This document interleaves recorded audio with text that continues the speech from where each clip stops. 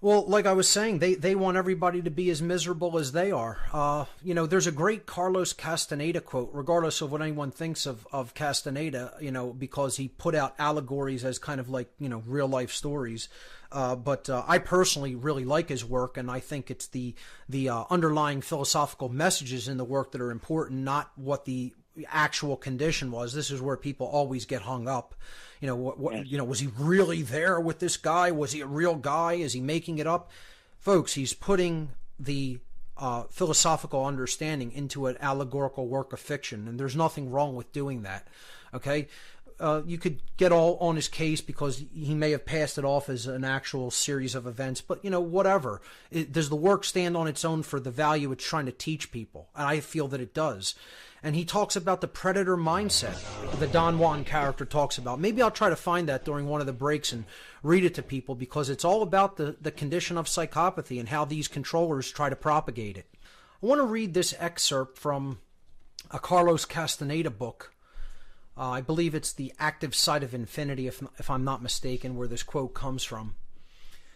Don Juan, the Mexican Yaqui Indian shaman, tells Carlos Castaneda the following in this excerpt. Quote, "We have a predator that came from the depths of the cosmos and took over the rule of our lives. Human beings are its prisoners. The predator is our lord and master. It has rendered us docile, helpless. If we want to protest, it suppresses our protests. If we want to act independently, it demands that we don't do so. I have been beating around the bush all this time, insinuating to you that something is holding us prisoner. Indeed, we are held prisoner." This was an energetic fact for the sorcerers of ancient Mexico. They took us over because we are food for them, and they squeeze us mercilessly because we are their sustenance. Just as we rear chickens in chicken coops, the predators rear us in human coops, humaneros. Therefore, their food is always available to them. Carlos Castaneda replies to Don Juan, No, this is absurd, Don Juan. What you're saying is something monstrous. It simply cannot be true. For sorcerers, or for average men, or for anyone. And Don Juan responds calmly, why not?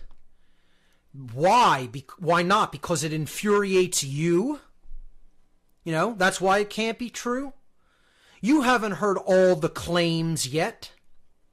I want to appeal to your analytical mind. Think for a moment and tell me how you would explain the contradictions between the intelligence of man the engineer and the stupidity of his systems of belief, or the stupidity of his contradictory behavior. Sorcerers believe that the predators have given us our systems of belief and our ideas of good and evil, our social mores. They are the ones who set up our hopes and expectations and dreams of success or failure. They have given us covetousness, greed, and cowardice. It is the predators who make us complacent, routinary, and egomaniacal. But how can they do this, Don Juan? Carlos asked. Somehow, angered even further by what Don Juan was saying. Do they whisper all that in our ears while we are asleep? No, they don't do it that way. That's idiotic, Don Juan said, smiling. They are infinitely more efficient and organized than that. In order to keep us obedient and meek and weak, the predators engage themselves in a stupendous maneuver. Stupendous, of course, from the point of view of a fighting strategist. A horrendous maneuver from the point of view of those who suffer it. They gave us their mind. Do you hear me? The predators gave us their mind, which becomes our mind. The predator's mind is Baroque, contradictory, morose, filled with the fear of being discovered any minute now. I know that even though you have never suffered hunger, you have food anxiety, which is none other than the anxiety of the predator who fears that at any moment now its maneuver is going to be uncovered and food is going to be denied it. Through the mind, which after all is their mind, the predators inject into the lives of human beings whatever is convenient for them. And they ensure in this manner a degree of security to act as a buffer against their fear. The sorcerers of ancient Mexico were quite ill at ease with the idea of when the predator made its appearance on Earth. They reasoned that man must have been a complete being at one point with stupendous insights, feats of awareness that are mythological legends nowadays. And then everything seems to disappear, and we now have a sedated man. What I am saying is that we have against us not a simple predator. It is very smart and very organized. It follows a methodical system to render us useless. Man, the magical being that he is destined to be, is no longer magical. He is an average piece of meat. There are no more dreams for man, but the dreams of an animal who is being raised to become a piece of meat, trite, conventional, and imbecilic. That's from Carlos Castaneda's The Active Side of Infinity. And while Don Juan there might be putting out a very dark worldview, I would ask people to listen to what he's actually saying there. That a predator that is not part of us has come from the depths of the cosmos and took over this place, took over the rule of our lives, and they did it by the stupendous maneuver of infecting us with their mindset, with their worldview, with their ideology. Our mind is now working as their mind. We are taking up their ways. We have taken up their ways. They gave us, he says, they gave us our systems of belief. They gave us our systems of belief, all of our religions, all of them.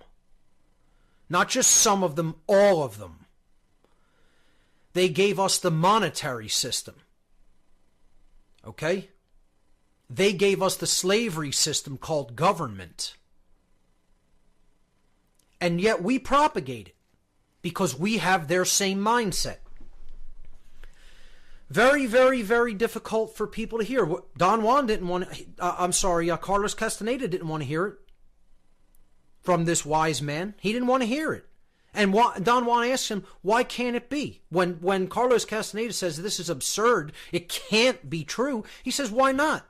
Why can't that be true? Because you get mad at it? So you're the arbiter of truth of what happened here in the ancient past, long before you were born? See, this is where people's mindset that won't look at possibilities that may have occurred. I'm not telling you have to accept it as gospel truth. But if your mind is closed to the possibility that something here happened in our ancient past that we are loath to accept and understand because of how uncomfortable it is, we may never understand our true origins if that's our mindset. We may never understand what put us in our current condition, in our current mental condition. First and foremost, what created all these disorders, these genetic disorders and defects in the human genome? Human beings have over 4,000 specific genetic disorders within the human genome. No other animal on this planet has that many genetic defects in its genome. None. Zero. We're the only animal that's not naturally adapted to living on the surface of this planet, except the other animals that we genetically modified, like the domesticated dog and cat. Why would that be the case? And people will say, that's just natural. That's how evolution worked upon us. I don't think that's how evolution works, period. I don't really accept that personally. I think that's a twisted Darwinian worldview that is actually really stretching for an explanation. I don't think it has Occam's razor applied whatsoever, to tell you the truth. Not a bit, not at all. Decodes reality. And this is what Don Juan Mat said in another Castaneda book. I know that even now, though you never have suffered hunger, you have food anxiety, which is none other than the anxiety of the predator who fears that at any moment now its maneuver is going to be uncovered and its food source is going to be denied. Through the mind, which after all is their mind, the predators inject into the lives of human beings whatever is convenient for them. And they ensure, in this manner, a degree of security to act as a buffer against their fear. Sorcerers of ancient Mexico reasoned that man must have been a complete being at one point, with stupendous insights, feats of awareness that are mythological legends nowadays. Yes, exactly what we were before this intervention. And then everything seems to disappear, and we now have a sedated man. What I'm saying is what we have against us is not a simple predator. It is very smart and organized. It follows a methodical system to render us useless. Man, the magical being that he is destined to be, is no longer magical. He's an average piece of meat. There are no more dreams for man, but the dreams of an animal who is being raised to be a piece of meat of trite conventional imbecilic.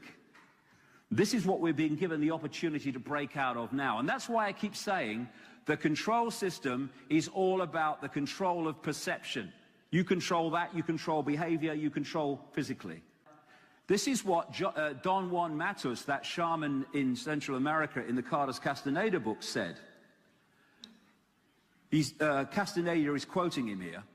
He explained that sorcerers saw infant human beings as strange luminous balls of energy, covered from the top to the bottom with a glowing coat, something like a coat of plastic adjusted tightly around the cocoon of energy.